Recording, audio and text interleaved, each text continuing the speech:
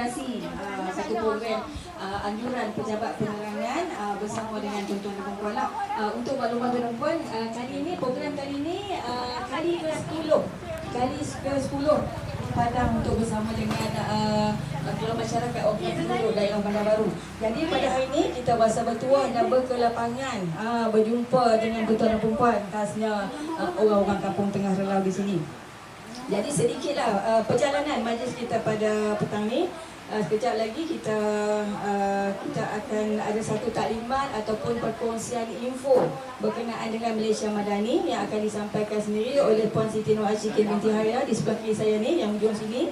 Dan seterusnya kita ada perkongsian dan maklumat info kesihatan yang akan disampaikan oleh doktor.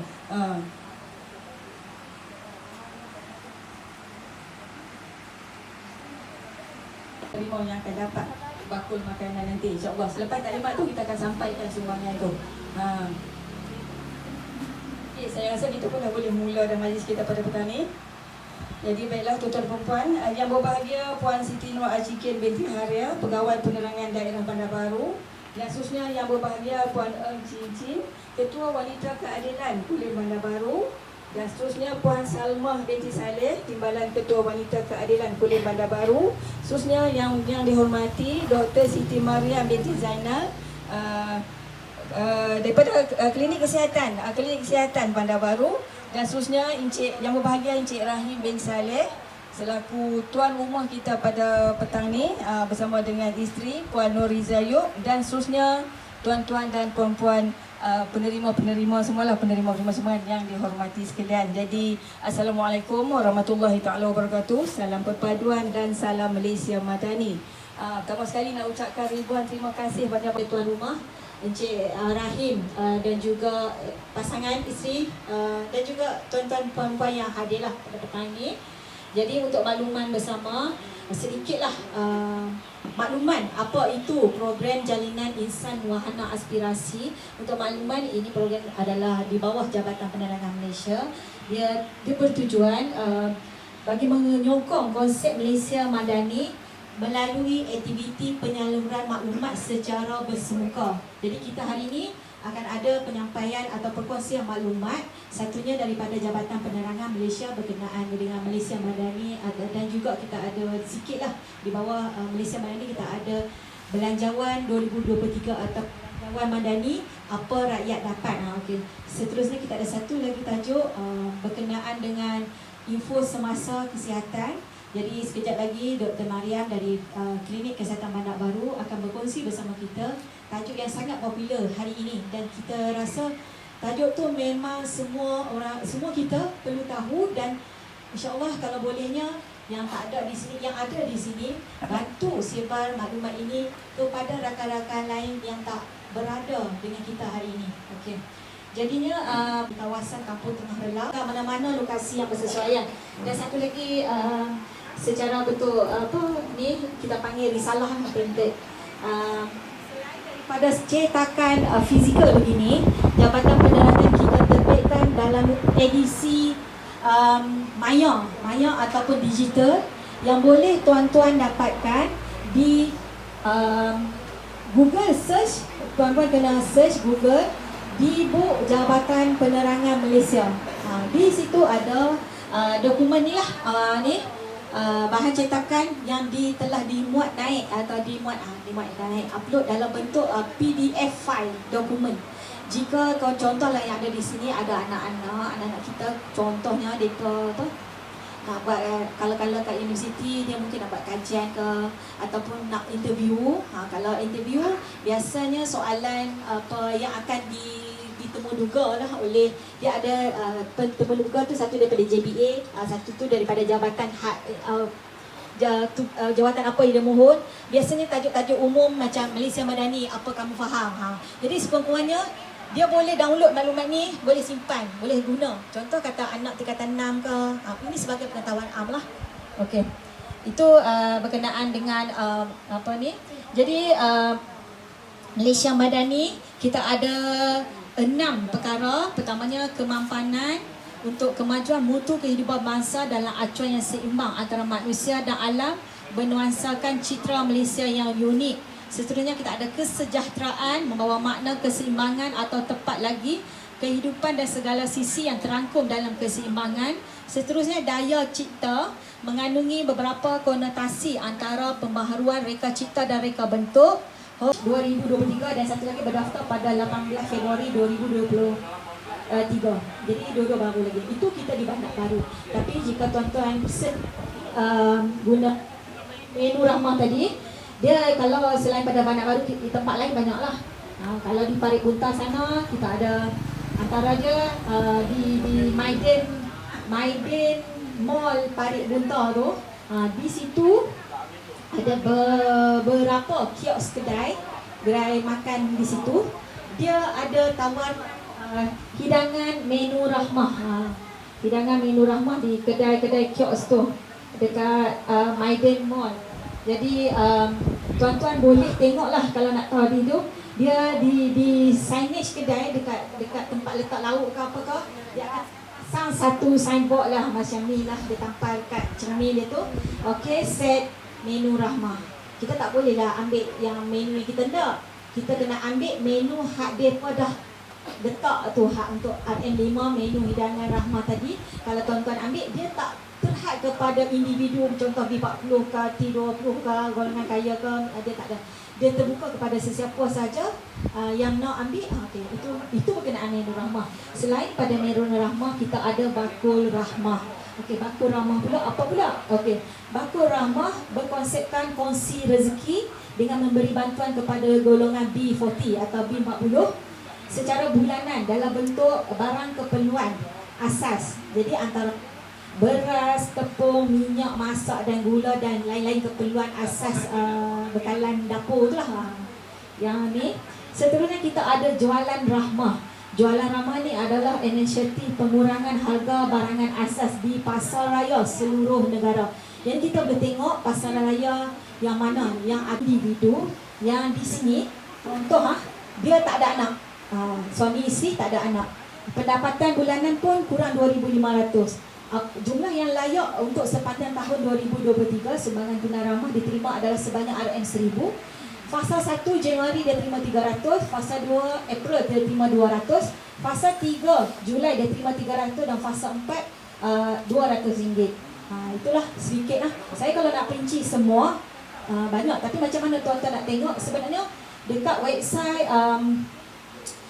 sumbangan tunai Rahmah. Di situ ada nyatakan dia kemas kini maklumat ni. Lepas tu, okey, satu lagi jangan ingat individu isi rumah 2,500 ke bawah saja yang dapat sumbangan tunai Rahmah. Tetapi bagi mereka yang rumah pendapatan keluarga RM2,500, RM2,501 sehingga RM5,000. Ini kita panggil golongan N40, N40. Yang tadi untuk golongan B40 dan ke bawah, kita ada golongan N40 tadi. Bagi mereka lah, ini untuk dia ada anak, pendapatan isi rumah dia RM2,501 sehingga RM5,000.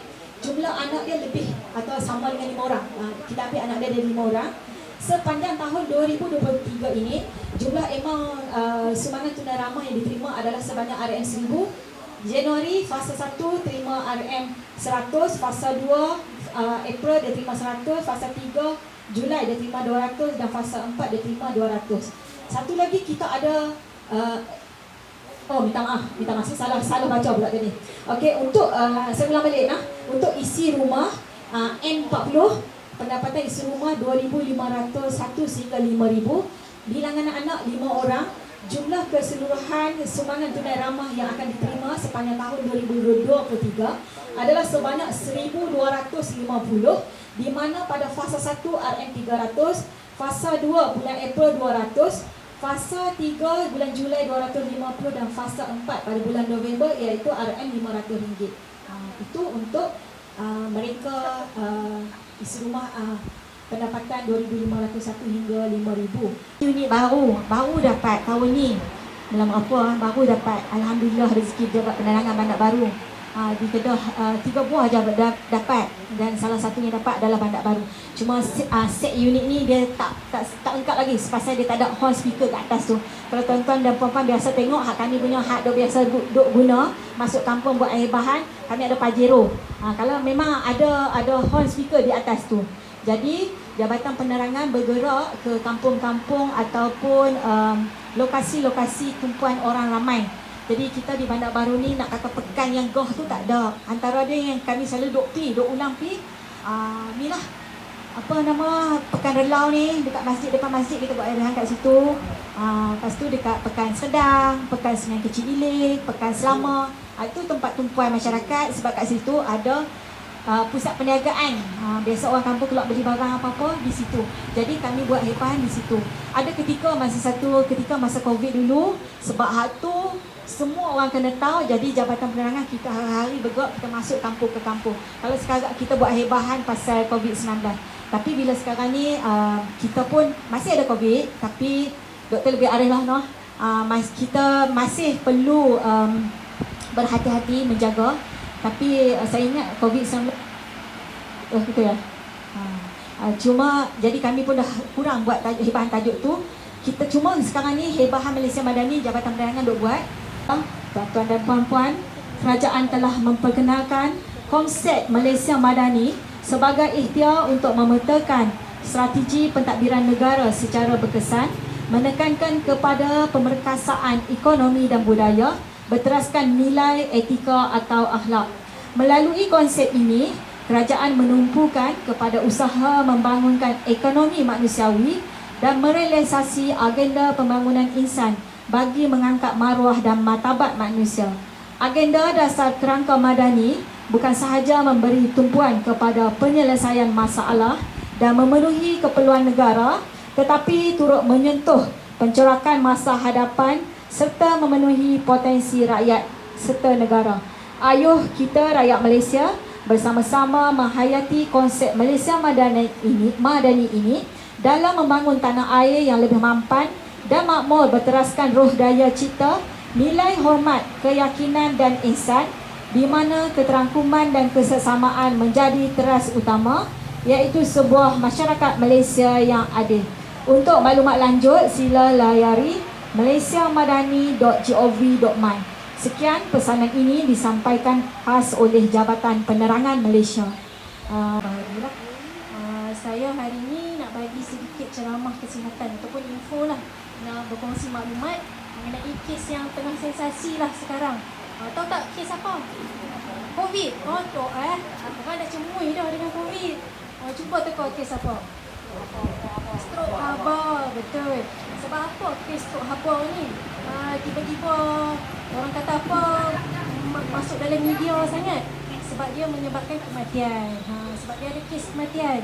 Sebelum ni strok haba ni bukanlah benda baru. Ada je strok haba banyak je. Contohnya macam tentera yang duduk berkawat tengah panas, tiba-tiba pengsan. Itu strok haba. Ada juga atlet yang orang kata apa bersukan tengah padang, tengah panas pun sama juga, dia strok haba juga. Ataupun anak-anak kita yang duduk tengah panas tiba-tiba jatuh pengsan, tu pun strok haba. Tapi yang bahaya sekarang ni sebab ada kes kematian. Jadi sebab apa berlaku? Sebab cuaca panas. Sekarang ni cuaca tengah panas. Sebab apa cuaca tengah panas? Sebab sekarang ni tengah peralihan monsun. Jadi peralihan monsun ni maksudnya orang kata apa, pembentukan awan tu tak ada. Jadi cahaya matahari tu dia direct pergi kat permukaan bumi. Jadi tu yang kita rasa panas, tu yang kita rasa bahang sangat. Tu yang kita duduk tengah-tengah hari tu rasa panas sangat. Sebab itulah. Jadi fenomena ni, peralihan monsun ni dijangka berlaku sampai bulan 8. Bulan Ogos tahun ni lah. Jadi lama lagi. Jadi saya minta jadi saya nak berkongsi lah maklumat mengenai strok haba ni. Jadi wawarkan kepada semua juga ya. Jadi strok haba ni, apa tu strok haba? Strok haba, tapi tak tahu strok haba tu apa. Dia adalah peringkat akhir sesuatu keadaan yang melibatkan penyakit yang disebabkan oleh cuaca panas. Jadi dia peringkat akhir. Jadi sebelum jadi strok haba ni, dia akan ada kelesuan haba.